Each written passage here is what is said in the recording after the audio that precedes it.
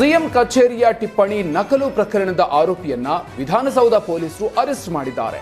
ಆರೋಪಿ Raghavendra KS ಅಧಿಕಾರಿಯೊಬ್ಬರಿಗೆ posting ನೀಡುವಂತೆ CM office ಹೆಸರಲ್ಲಿ ನಕಲಿ ಲೆಟರ್ ಅನ್ನು ತಯಾರಿಸಿದ್ದ. ಈ ಬಗ್ಗೆ ವಿಧಾನಸೌಧದ ಸಚಿವಾಲಯದಿಂದ ದೂರನ್ನು ನೀಡಲಾಗಿತ್ತು. ದೂರಿನ ಅನ್ವಯ ಹಾವೇರಿಯ ರಾಣೆಬೆನ್ನೂರು ಮೂಲದ ರಾಘವೇಂದ್ರನನ್ನ ಪೊಲೀಸರು ಅರೆಸ್ಟ್ ಮಾಡಿದ್ದಾರೆ. ಈ ಹಿಂದೆ ರಾಜ್ಯದ ಹಲವಾರು ಎಂಎಲ್ಎಗಳ ಬಳಿ ಪಿಎ ಆಗಿ ಕೆಲಸವನ್ನ ಮಾಡಿದ್ದ ರಾಘವೇಂದ್ರ ಪೋಸ್ಟಿಂಗ್ ಕೊಡಿಸೋದಕ್ಕೆ ಹಣವನ್ನ ಪಡೆದಿದ್ದ ಬಗ್ಗೆ ಕೂಡ ದೂರುಗಳು ಕೇಳಿಬಂದಿದ್ದು, ಈ ಬಗ್ಗೆ ಪೊಲೀಸರು ತನಿಖೆಯನ್ನು ನಡೆಸ್ತಾ ಇದ್ದಾರೆ.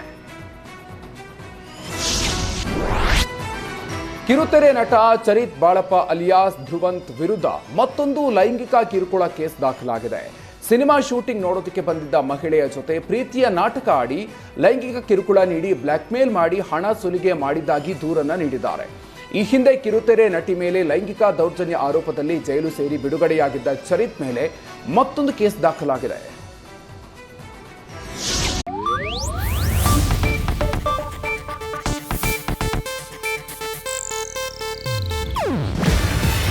ಇದು ಏಷ್ಯಾನೆಟ್ ನ್ಯೂಸ್ ನೆಟ್ವರ್ಕ್ ಪ್ರಸ್ತುತಿ.